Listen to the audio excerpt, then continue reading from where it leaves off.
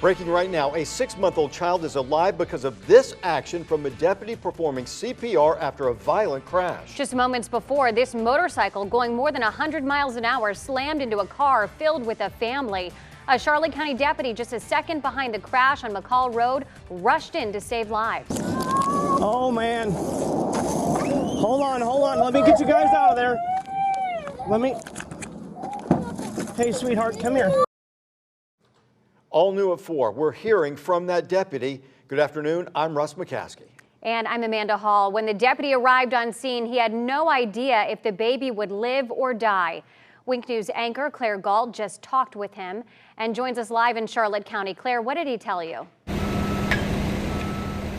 Well, Amanda, do not call Sergeant Dave Musgrove a hero because he does not want to hear it. He told me he was just doing his job. But the fact of the matter is that this Charlotte County deputy acted heroically when he saved a baby girl's life. And there is a heart-pounding video to prove it. The moment this tiny baby, 6-month-old Lola, took a breath. I just heard her breathe. The moment this mom, Kaylee, stopped screaming, realized her little one was alive. Please, calm down. Is the moment Sergeant Dave Musgrove told me he was able to let himself feel. I was happy. Because in the minutes leading up, he could not think. He could not pause. He could only act. I was on autopilot. Last Thursday, the Charlotte County Sergeant was driving on Regina Drive when he saw this motorcyclist driving over 100 miles per hour. I saw a flash in the distance and a cloud of smoke. As he got closer, Musgrove saw that motorcyclist dead. Then he heard screams. Hold on. Let me get you guys out of there. Kaylee begging for help. He first grabbed 3-year-old Ariel, begged a nearby driver to hold her. Hey, sweetheart, come here.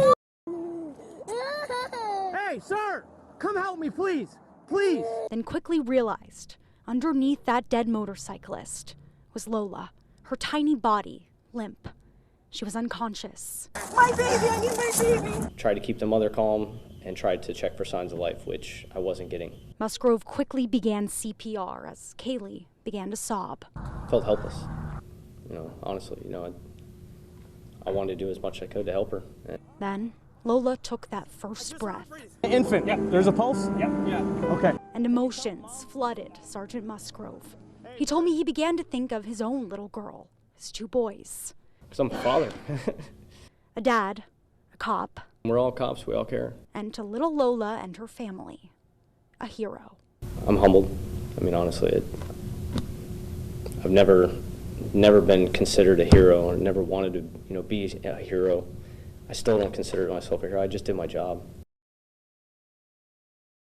Well, the rest of us consider you, Sergeant Dave Musgrove, a hero.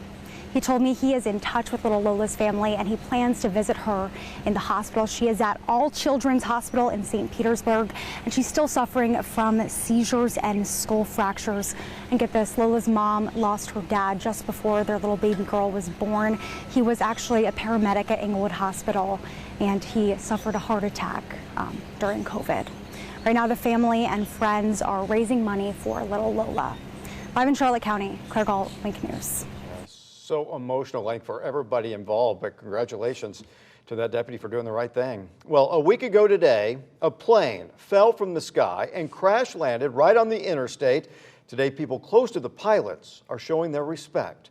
Last Friday afternoon, right about this time, survivors were running for their lives after the plane crashed on I-75 in Naples before then going up in flames. Right then, here on Wink, we broke into wall-to-wall coverage for 5 hours as crews worked to contain that fire. Well, today, Naples Airport Authority is paying their respects to the pilots who lost their lives. The Naples Airport Authority extends its heartfelt condolences to the families of Captain Edward Daniel Murphy of Oakland Park, Florida, and Second in Command, Frederick Hoffman of Pompano Beach, Florida, who perished in the tragic accident on Friday, February 9th on I-75 near Naples. We also recognize crew member Sydney Ann Bosmans of Jupiter, Florida. Their collective decisive actions likely saved the lives of the 2 passengers and many more on the ground. The National Transportation Safety Board continues to investigate the crash. The NTSB typically issues a preliminary report in 30 days, but the final report can take much longer. Also developing now, a man who's accused of shooting and killing his grandfather had his bond denied. 23-year-old Joshua Nareau is accused of using a rifle to shoot his grandfather and leave him at his home on Matacumbe Road in Port Charlotte on December 28th. During a 7-week investigation, deputies closed in on Nareau. A search warrant found he owned several guns. Investigators pinged his phone to show where he was during and after the crime, which led to his arrest. On Wink News at 6, we'll hear from neighbors of this homicide investigation. The man accused of kidnapping and killing a 9-year-old girl was set to go on trial in late September. Now, that's up in the air. This afternoon, in court, Jorge Guerrero's defense team told the judge and state attorney that a neuropsychologist found him to be intellectually disabled. And that means that the state now has to find its own expert to analyze him, which could take a couple of months. Guerrero could be sentenced to death if found guilty, and his lawyers are working to take that possibility off the table. Guerrero is already serving 40 years in prison for having child porn of the victim, Dinah Alvarez, on his phone. He's expected back in court on March 5th. More than 2 months with no answers about a man shot to death by law enforcement. Now, the NAACP is going to the FBI for help. They're asking the FBI to look deeper into the death of Christopher Jordan. Jordan was shot and killed by an FMPD officer on December 1st on Stella Street. FMPD says Jordan had a gun, but has yet to provide concrete proof. The NAACP is asking Fort Myers police to share the body camera footage. A kid left standing alone on a baseball field by his teammates is now in a legal battle with the school district that he plays in. We broke the story of that lawsuit right here on Wink News at 4. The parents of Fort Myers High School athlete Madrid Tucker are suing the Lee County School District. Last year, this text from Alex Carciopolo, a baseball coach at Fort Myers High, showed him using the N-word in a group message to the team. This led to the coach being let go. It then sparked a protest from the team where they staged a walkout. The catch is they did not tell Tucker, the only other black player on the team, according to the lawsuit, leaving him standing alone on the baseball field. Now, Wink News reporter Annalise Araola joins us live in the newsroom. So, Annalise, why did the NAACP not ever get involved? When we asked leaders from the Lee County NAACP, they said they were never contacted about this case. The lawsuit claims Madrid Tucker suffered through unequal treatment solely based on his race, and the family wants the school district of Lee County held accountable.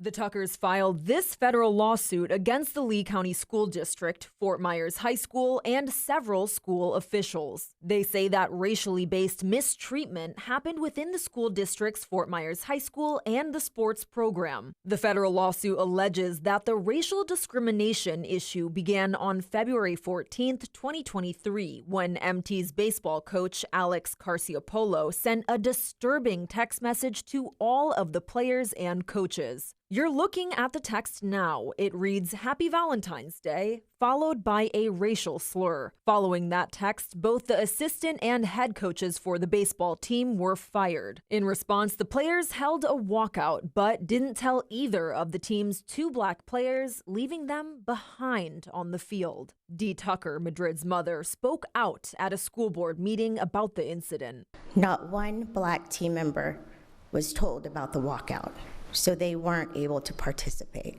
It was planned only for 2 black kids to be left behind.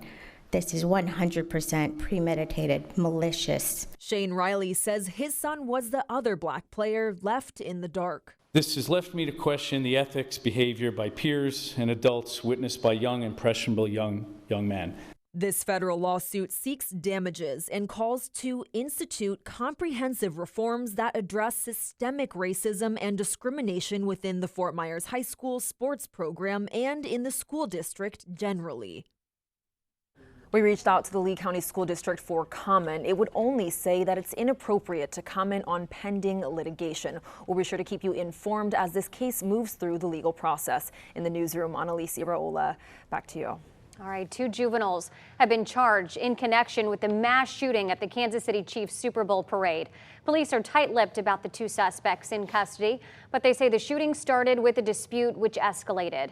A mom of 2 was killed and 22 people got hurt. Half the victims are under 16. The youngest is just 8 years old. We all train for this. We're all prepared to take care of these children, but it doesn't negate the fact that it's still not normal for people to see many, many people wounded by gunshots. Taylor Swift has donated $100,000 to the GoFundMe account for Lisa Galvin, the woman who was killed. Well, in light of the shooting at that Kansas City parade, Fort Myers police had this to say about the upcoming Edison Festival of Light parade. In a statement, FMPD says, in part, quote, "Our police department has implemented comprehensive security measures to ensure a safe and enjoyable event for all attendees. We'll have increased law enforcement presence along the parade route, as well as intelligence and various security measures in place." More than 100,000 people are expected to attend, so police are encouraging everyone to remain vigilant and report any suspicious activity to law enforcement. Many of you are getting ready for tomorrow's Grand Parade. It's the largest night parade in Southwest Florida. People already have their seats saved to get a good view of the floats. The route will take you straight through downtown Fort Myers. Wink News traffic anchor Rachel Cox-Rosen shows you how you can get around it. So if you live in Fort Myers, planning to head downtown, got to be aware the Edison Festival of Light Parade is happening, and the route will take you straight through downtown. So you want to avoid US 41 between Fort Myers High School and Main Street, and then all the downtown areas. Here's the exact parade route. Starting at Fort Myers High School, it'll go to US 41, north to Main Street to Hendry Street to Edwards Drive, and then south on Jackson Street to 2nd Street. So make sure, unless you're going to the parade, don't be driving around that area. That's your Wink News traffic. Rachel, thanks. Like we said, that parade is happening tomorrow, and we are crossing some fingers that the weather holds out. Wink News Chief Meteorologist Matt Devitt joins us now. So, Matt, what do you expect for tomorrow night? Yeah, unfortunately, this is going to be a tough one, as we will see, as Rachel had noted, the route going up Tamiami Trail towards downtown Fort Myers. So here's a look at my brand new computer model data showing the likelihood at the beginning of the parade for rain off and on all the way towards about 10 o'clock. So here is going to be the bottom line as we put everything together. We need to bring two things, the umbrella and the jacket. The source of the rain is a cold front, and then as that cold front passes by, models are indicating that we would have a 10-degree temperature drop either near or during the parade. Now, the good news is, Russ and Amanda, I'm not expecting severe weather. The lightning potential is low, but we certainly do need to bring that umbrella considering the chances for rain. And a double whammy. All right, Matt, thanks. We've been warned. Well, Messi is known for scoring goals on the pitch, but what about what he brings to people that cheer for him? Why Messi's presence is so compelling. Plus, bringing sand to the beach, all in hopes of keeping it safe. The Sand Project happening now on Fort Myers Beach. And we want to give you a quick update on our March to a Million meals. We are doing great. We're up to 923,000 meals. The goal, though, is 1 million meals. So we need your help to get us over the top. You go to winkfeedsfamilies.com. You'll see the March to a Million meals right there on the website. This big red button right here, you click that. That's where you can make your donation. And real quickly, we want to say thanks to some of the people who've donated here just in the last few minutes. Pat O'Neill, $100. Thank you for supporting a needed effort. That's 200 meals right there. We had an anonymous donation. Happy to help. Another $100. All Dry, Southwest Florida. This is such an important cause. Count us in. And Mark and Char, well done. Wink March to a Million meals, $100 there. Can't thank you enough for all those donations, whether it's $10, $100, $1,000, whatever you can give. It's going to make a difference. The website to go to where you can make your donation, winkfeedsfamilies.com. We'll be right back.